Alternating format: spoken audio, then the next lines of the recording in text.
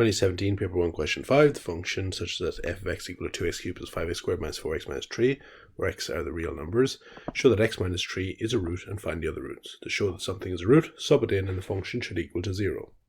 Subbing it in, you do indeed get 0, so minus 3 is a root. If minus 3 is a root, then x plus 3 is a factor. We can divide factors into functions to find the other roots.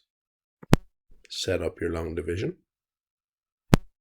Dividing in, you get a remainder of 0, and on top you get a quadratic, 2x squared minus x minus 1, which should give you your other two factors, and hence your other two roots.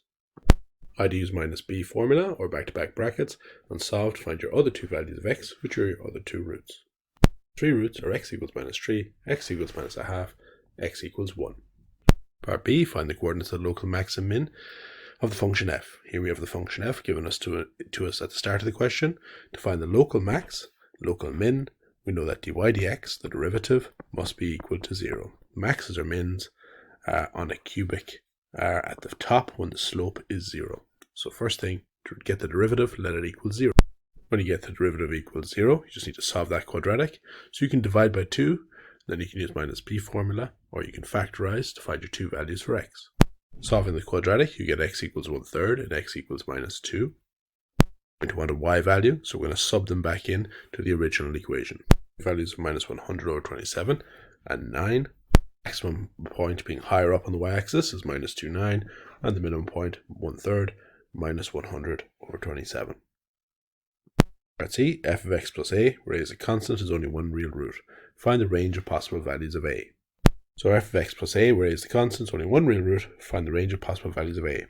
Here I have drawn below the function f of x. I have my three roots, which I found earlier in the question, and I have my minimum point marked in. It's going to be handy here.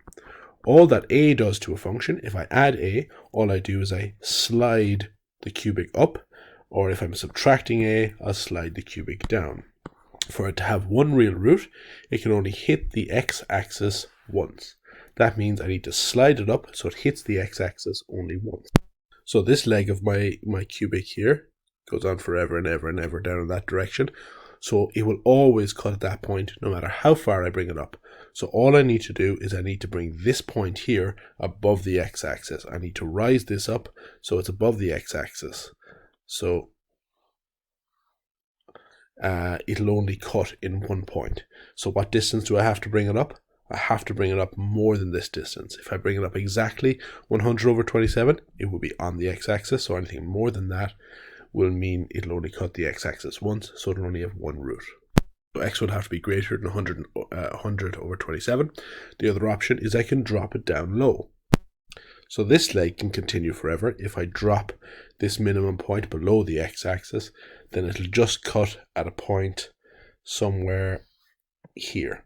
So as long as I can get the maximum point here below the x-axis, that will work as well. So I'll have to drop it down a height of 9. So as long as x is less than minus 9, so as in if I subtract minus 9, it'll be on the x-axis, but if I subtract a number greater than minus 9, it'll be below the x-axis. So those are your two values.